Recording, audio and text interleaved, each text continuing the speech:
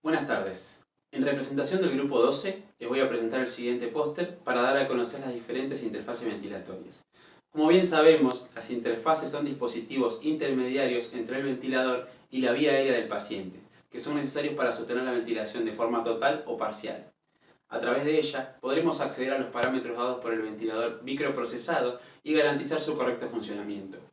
Debemos asegurarnos también que este sea eficiente, seguro, con la menor turbulencia y resistencia posible, para que el flujo de información y lectura sea óptimo en ambos sentidos, tanto del respirador al paciente como del paciente al respirador. Uno de los problemas con los que se va a encontrar estas interfaces será el espacio muerto instrumental, que está constituido por el volumen que no genera intercambio alveolar, o sea, ventilación alveolar. A mayor espacio instrumental, menor ventilación alveolar recibirá el paciente. Estos son los agregados al circuito después de la I. En cuanto al volumen compresible instrumental, debemos tener en cuenta que parte del volumen que se entrega al paciente se va a disipar y perder desde la I del ventilador, que específicamente corresponde a la unión entre la rama inspiratoria y expiratoria al tubo endotraqueal. Este volumen que se disipa es de unos 2 a 3 milímetros por centímetro de agua, en función al tipo de tubuladura y de su distensibilidad, y pueden llegar a ser clínicamente importantes cuando se suministran bajos volúmenes o cuando la presión inspiratoria es alta. A continuación, describiremos los aspectos más importantes de las interfaces. Comenzando con el tubo endotraqueal, este me permite la ventilación mecánica con presión positiva gracias a su balón de neumotaponamiento, el cual presuriza la vía aérea inferior y evita la disipación a la vía aérea superior, así como las microaspiraciones del contenido faríngeo hacia la vía aérea inferior.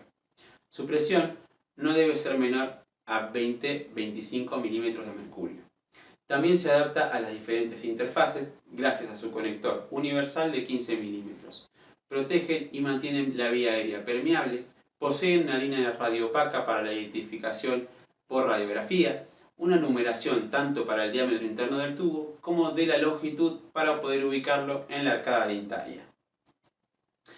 En cuanto a los humidificadores, están diseñados para evitar el daño en el epitelio bronquial, atelectasias, sequedad de secreciones y obstrucción en el tubo endotraqueal, que puede causar la carencia de humedad y temperatura del gas inhalado durante la ventilación mecánica.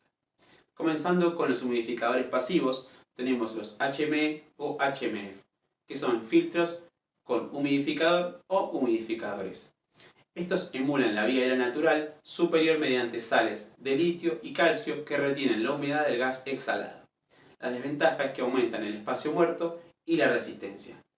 En cuanto a los humidificadores activos, son un sistema que utiliza un recipiente de agua destilada calentada por un sistema eléctrico y controlado por un termostato. No tienen contraindicaciones, pero debemos monitorizarlo constantemente, ya que podemos generar daño en la vía aérea alta por temperaturas. Colonización del circuito por mala higiene, presencia de agua por condensación y las trampas de agua que me van a permitir monitorizar el nivel de condensación de la tubuladura poseen una válvula que me va a permitir el desagote del mismo. En cuanto a la aerosol terapia, las drogas inhaladas se pueden administrar mediante diferentes dispositivos. Los más utilizados en ventilación mecánica son los inhaladores de dosis medida, junto con una aerocámara. Normalmente se aplican en la rama inspiratoria. Las aerocámaras rígidas se van a colocar en el circuito interrumpiendo la ventilación mientras se aplica la dosis. Las aerocámaras colapsables reducen el volumen compresible cuando estas están cerradas, en caso de la utilización de inhaladores de dosis medida. Debemos utilizar la técnica de forma apropiada para poder administrar las dosis de forma correcta. Para ello, primeramente debemos retirar el filtro o humidificador colocando el dispositivo de aerocámara en la rama inspiratoria, agitar el inhalador para luego introducirlo en el compartimiento de la aerocámara. Coordinar la entrega de la medicación con la ventilación del paciente.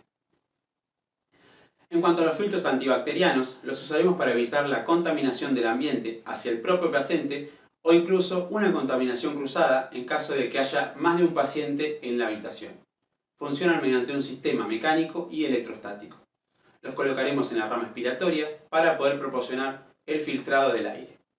Un filtrado ideal sería el de menor volumen interno, baja resistencia, transparente, liviano, económico, de alto porcentaje, eficiencia e hidrofóbico. En cuanto a los circuitos cerrados de aspiración, son una sonda enfundada con un cobertor plástico que forma parte del circuito respiratorio y es recomendable para evitar la desconexión del paciente al ventilador, evitando así el desreclutamiento alveolar y la aerosolización del ambiente. Se presenta en dos variantes de longitud, siendo la menor para la cánula de traqueostomía y las mayores para el tubo endotraqueal. Permiten la progresión por la vía aérea artificial para la extracción de secreciones a presión negativa y evita las desconexiones del circuito ventilatorio.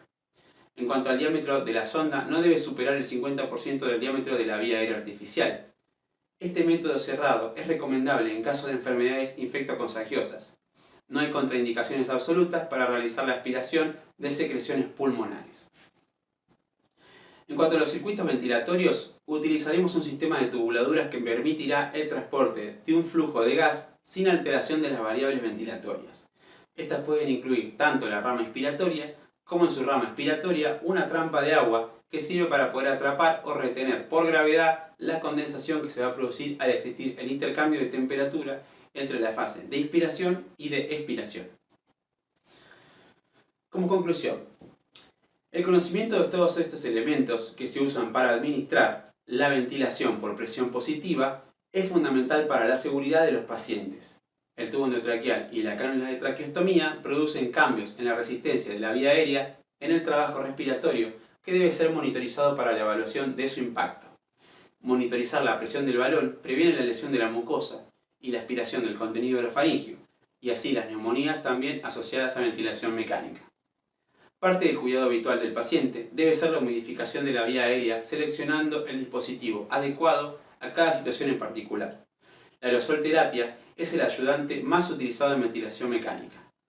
Se debe conocer la técnica y ubicación correcta para determinar así su eficacia. La aspiración de secreciones traqueales puede tener efectos adversos como la desaturación y aspiración de secreciones hemáticas. Debido a todo lo expuesto previamente, podemos afirmar que el conocimiento de todos los elementos que se usan para administrar la ventilación a presión positiva es fundamental para la seguridad de los pacientes, por lo que debemos siempre chequear el equipo de interfase ventilador. El equipo debe estar correctamente armado previo a la interacción con el paciente, revisar el correcto filtrado y sistema de humidificación, utilizar siempre el sistema cerrado de aspiración y aspirar con el criterio correspondiente. La aerosol terapia solo mediante un dispositivo aéreo de cámara espiralada. Y eso es todo, muchas gracias, un saludo a todos.